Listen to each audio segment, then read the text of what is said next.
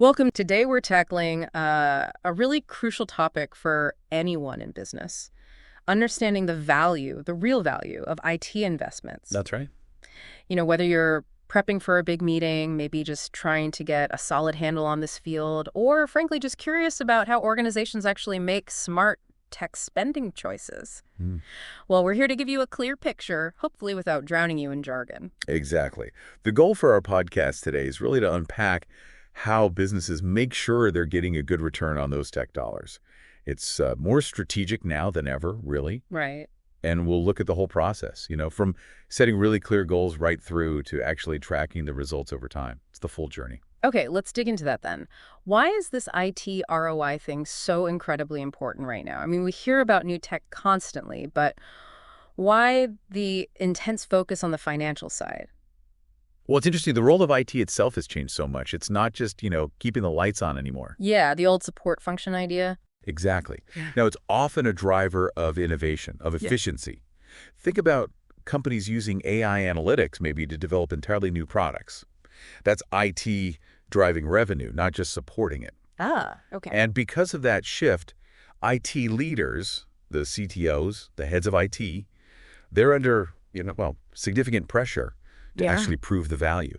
They need to justify the budgets Oh. and show how these investments line up with what the business is trying to achieve overall. Right, so it's way beyond just saying, hey, this new software is cool. The C-suite, the finance folks, they want hard evidence, don't they? Oh, absolutely. They're looking for concrete proof. Things like, real cost savings, new revenue streams, genuine efficiency gain, Competitive advantage. strategic advantage, exactly. Mm. Especially now, I think, with digital transformation moving so fast and, the economic climate being a bit uncertain. Makes sense. And it's not just about the numbers either. Calculating and communicating that ROI, it's really a critical way for IT to talk about its value in business terms. Building trust, maybe. Precisely. Building trust, getting that essential buy-in from stakeholders for what comes next. It signals this fundamental shift we talked about, IT moving from being seen as just a cost center Yeah. to being a strategic partner that actually delivers measurable results. And I imagine that's getting trickier, too. It's not just saving cash anymore. People talk about things like customer satisfaction. Right. How do you even put a number on that? It's a really important point, how we value those less tangible benefits. And we should definitely circle back to that. But maybe first it helps to look at the whole approach.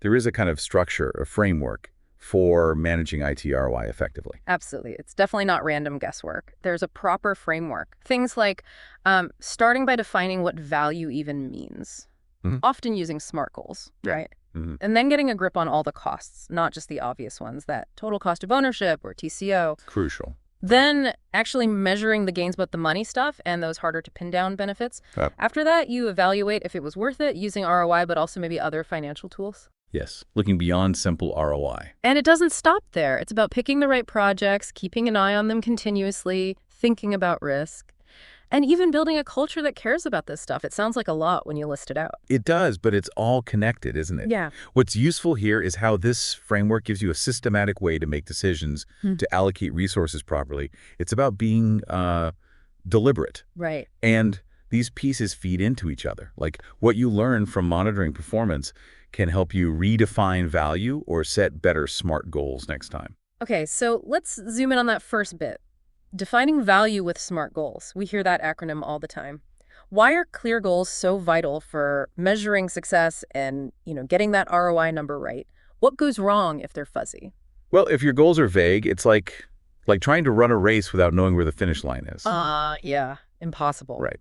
Measuring success becomes totally subjective. Calculating a believable ROI. Forget it. Clear goals give direction, they spell out success, they help everyone see the expected return. And the fuzzy ones. Oh, vague goals are just asking for trouble. Scope creep is a classic one. The project just grows and grows. Yep, seen that happen. Teams might end up pulling in different directions. Yeah. And ultimately, you just can't demonstrate the value, which makes justifying the spend really difficult after the fact. Okay, so make customer support better. That's not cutting it. Not even close. We need specifics. That's the S in SMART, specific. What does that actually mean for an IT project? Specificity means nailing down exactly what you want to do. Answering the W questions. What are we trying to achieve? Who's involved? When should it be done? Where does it apply? And the big one, why is this important? Okay. So instead of, say, improve the website, A specific goal might be reduce customer support call volume related to software navigation issues by 25%.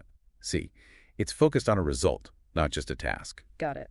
Okay, M for measurable. How do we make sure we can track it? Know if we're winning. Measurability is key for tracking, obviously, but also for the ROI calculation itself, it defines the gain part. Right. You need concrete metrics, data points. So for that call volume example, the metric is the percentage reduction in those specific call types, and you'd measure it maybe via call center logs. You could ask how much, how many, how will we know? Makes sense. Next is A, achievable. Seems obvious, but any IT-specific pitfalls here? Well, achievable means being realistic. Yeah. Do we have the budget, the time, the right skills on the team? Setting a crazy ambitious goal just demoralizes people. Yeah, sets you up to fail. Exactly. Yeah. You need an honest assessment. If a goal looks like a huge stretch, say implementing a massive new ERP system in 3 months with the current team, maybe it needs rethinking. Or if you don't have the skills or resources, the plan has to show how you'll get them. Training, hiring, whatever it takes. Right, address the gaps up front. Okay, R for relevant. How do we make sure these IT projects actually matter to the business strategy, not just tech for tech's sake? Relevance is all about that alignment. Does this IT goal link up to wider business objectives, departmental strategies, the company's mission? You have to keep asking, why this? Why now? Does it genuinely push the company's main priorities forward? That's how you ensure IT investments deliver real business value. Yeah. It's fundamental for justifying the spend. For example, if the business goal is improving customer retention, then an IT project to build a better customer self-service portal would be highly relevant. Connects the dots. And finally, time-bound. Why the deadline? Deadlines create urgency, right? They help you set milestones along the way, track progress, and they give you a clear point for that final evaluation. Okay.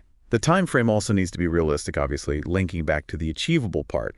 So for our call volume example, it'd be by 25% by the end of Q4. A specific endpoint. So just to be clear, these SMART objectives, they're the specific measurable steps. Yeah. While the bigger project goals are more about the overall strategic contribution. That's a good distinction. SMART objectives are the actionable steps toward those broader, higher level goals. And ensuring that alignment between IT and the business goals, that sounds like it needs a lot of talking.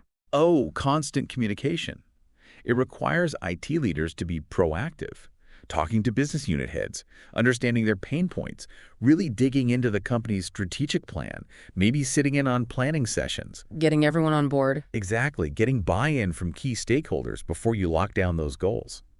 If marketing wants new customers, IT needs to think, okay, how can tech support that? A better CRM, lead gen tools. And it sounds like just going through the SMART process, especially thinking hard about achievable and relevant, can flag potential issues early, like resource gaps or strategic misfits. Precisely.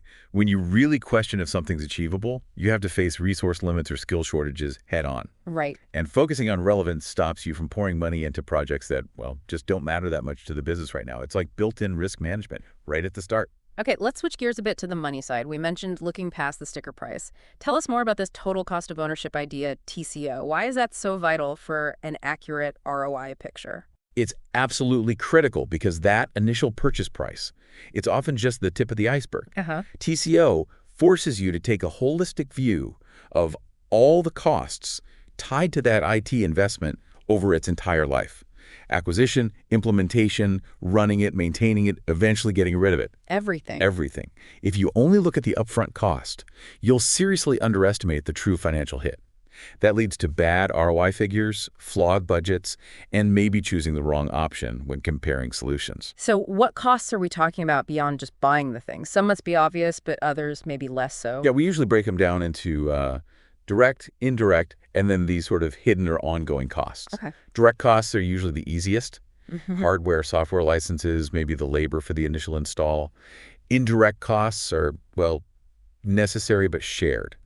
Think a slice of the data center power bill. Shared network costs, maybe some central IT support overhead. Right, shared resources. But the hidden or ongoing costs, that's where it often adds up significantly over time. Like what? Things like user training, admin training, ongoing help desk support, maintenance contracts, software upgrades, security tools, and monitoring.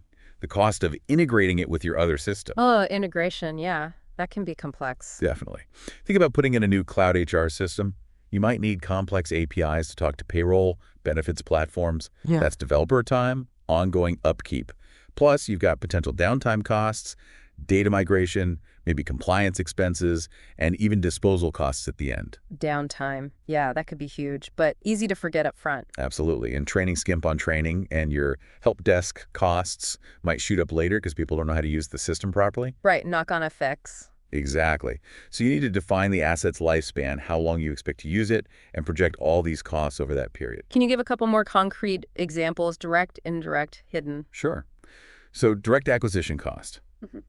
Buying the actual servers, the software license fee, maybe the project manager's time for the setup phase. Indirect, maybe operational.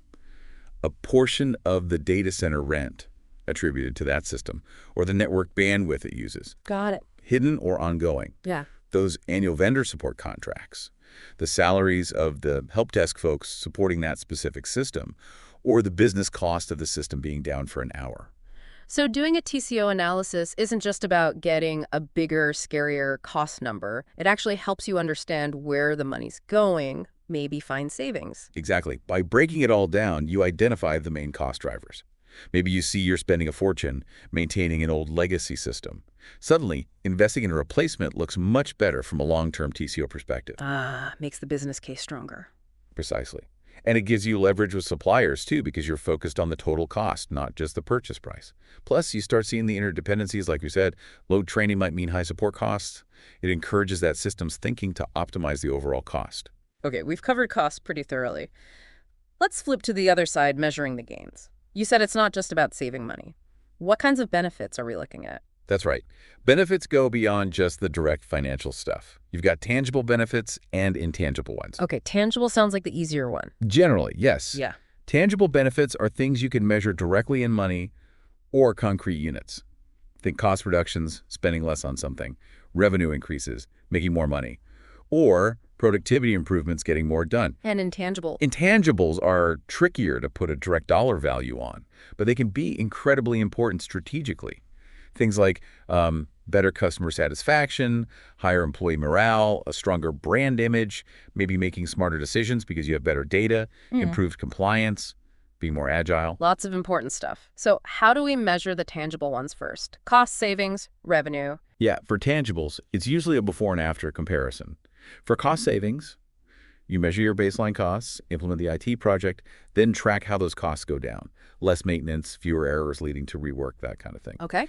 For revenue increases, you try to link the IT project directly to more income.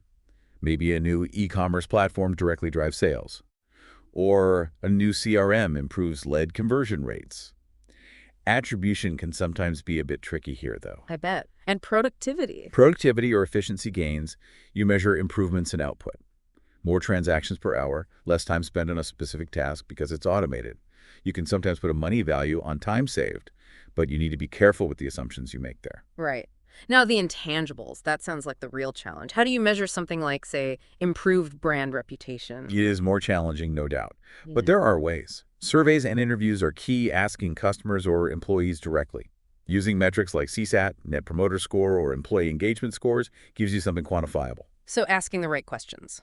Exactly. Not just, are you happy, but maybe, how much easier is it to find information now using a rating scale? You could also track proxy metrics. Proxy metrics. Yeah, indicators you assume correlate with the intangible. So if customer satisfaction goes up, maybe customer complaints go down. That's a measurable proxy. Better morale might lead to lower staff turnover, another measurable proxy. Ah, clever. Benchmarking against your industry can give context too. And don't discount qualitative data testimonials, case studies, stories can be powerful evidence, even if not a hard number. Can you ever put a dollar value on them? You can try using certain assumptions, maybe estimating the value of retaining a customer due to higher satisfaction. But you absolutely must be transparent about how you did it. Yeah. Another angle is using key performance questions, or KPQs. KPQs. Instead of just hunting for a number, you ask strategic questions about the intangible, like how well does this new system support cross-department collaboration? Then you use a mix of methods, surveys, observation to answer that question qualitatively. The crucial things are linking these intangibles back to business strategy and actually checking after implementation if they happened. You mentioned earlier the need for baseline measurements before starting. Why is that so non-negotiable for quantifying benefit? It's completely fundamental. ROI is about the change, the improvement, the investment delivered. Right, the return part. Exactly. If you don't know where you started your baseline, how can you possibly measure the difference accurately? Any claims about benefits become guesswork without that before picture. So defining and recording those baselines right at the start, absolutely essential, non-negotiable. Okay, makes total sense. So let's say we've done our TCO, measured our benefits, calculated a basic ROI. Is that it? Decision made? Or are there other financial angles to consider? That standard ROI calculation is useful, definitely a good first check, but it has limitations, and it really shouldn't be the only deciding factor. What kind of limitations? Well, a big one is it ignores the time value of money. The idea that a dollar today is worth more than a dollar next year. Right, inflation and opportunity costs. Exactly. ROI doesn't account for that. It also doesn't really show the scale of the investment.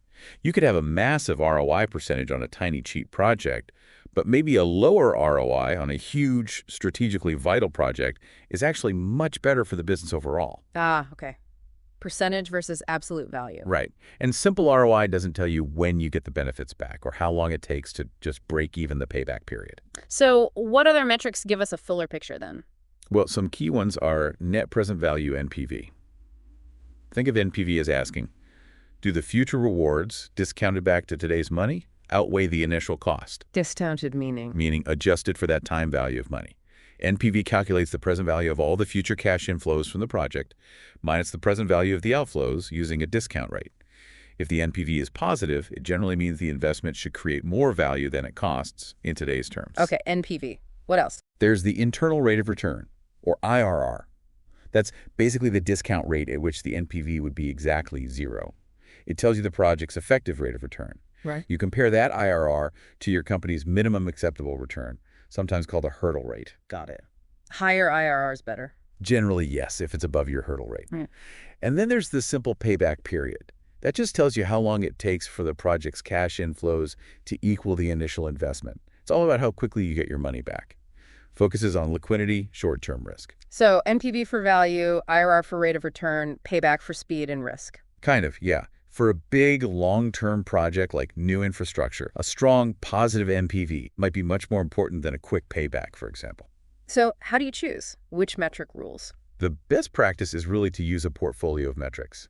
Don't rely on just one. NPV is often seen as the most robust for comparing options because it handles time value and scale. But you'd supplement it with IRR to understand the percentage return and payback period to gauge the risk and liquidity.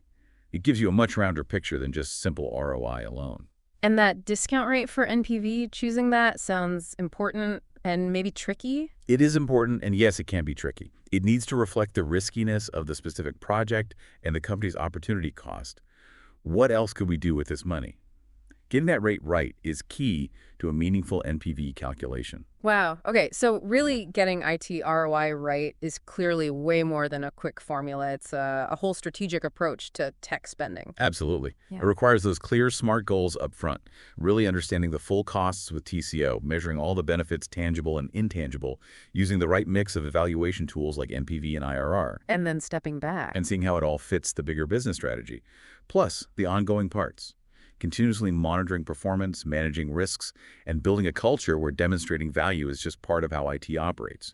And it really sounds like the CTO or head of IT is central to all this. They're the champion for making ROI a core part of tech decisions. Precisely. They're pivotal in driving that strategic value creation through technology, and managing ROI effectively is how they do it. So I guess the big takeaway is this isn't a one-off task. It's more like a continuous improvement cycle, right? Constantly reviewing, adapting, making sure IT investments stay aligned with business priorities and keep delivering success. That's perfectly put. It's an ongoing journey. And maybe that prompts a final thought for our listeners. How do these ideas land with you? Based on your own experiences, what parts of this framework feel most critical? Or perhaps where do you see the biggest challenges in practice? Something to mull over. Thanks for joining us. And be sure to check out the show notes for links. Until next time.